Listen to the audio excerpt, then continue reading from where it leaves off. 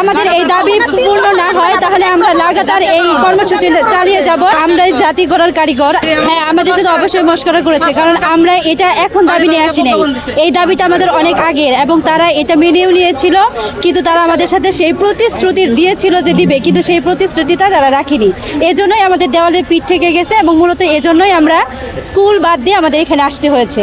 আমরা জাতি গড়ার কারিগর, এবং তারাও কিন্তু কোনো শিক্ষকের নিকটে নিশ্চয়ই পড়াশোনা করে এত দূরে এসেছে।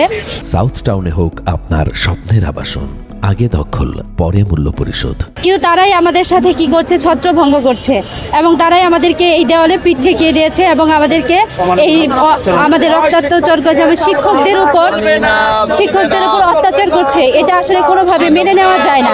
এজন্যই আমাদের শিক্ষকের গায়ে হাত তুলেছে, এবং এটা আমরা মেনে নিতে পারিনি, ঘরে থাকতে পারিনি, স্কুলেও থাকতে পারিনি। সেজন্য আমাদেরকে এখানে ছুটে আসতে হয়েছে। আমাদের দাবি আসলে তেমন কিছুই না আসলে, কিন্তু এই 20% বাড়ি ভাড়া এটা আমাদের আসলে কিছুই না, তেমন কিছুই না। কিন্তু তারপরেও কেন তারা আমাদের এই দাবিটা মেনে নিচ্ছে না সেটা আমরা বুঝতে পারছি না। এটা আমাদের অধিকার, এটা আমাদের মৌলিক অধিকার। হ্যাঁ, এটাই আমরা বলতে চাচ্ছি যে আমাদের বর্তমান বাংলাদেশ হচ্ছে বৈষম্যহীন বাংলাদেশ গড়ার জন্য যে লক্ষ্যে আমরা যাচ্ছি, কিন্তু সেখানে আমরা মাধ্যমিক শিক্ষকে যারা এমপিওভুক্ত শিক্ষক, তারা আমরা এই বৈষম্যের শিকার হচ্ছি। এই বৈষম্য থেকে আমরা বেরিয়ে আসার জন্য চেষ্টা করছি লাগাতার। যদি আমাদের এই দাবি পূর্ণ না হয় তাহলে আমরা লাগাতার এই কর্মসূচি চালিয়ে যাব, এবং আমাদের জাতীয় দাবি করব।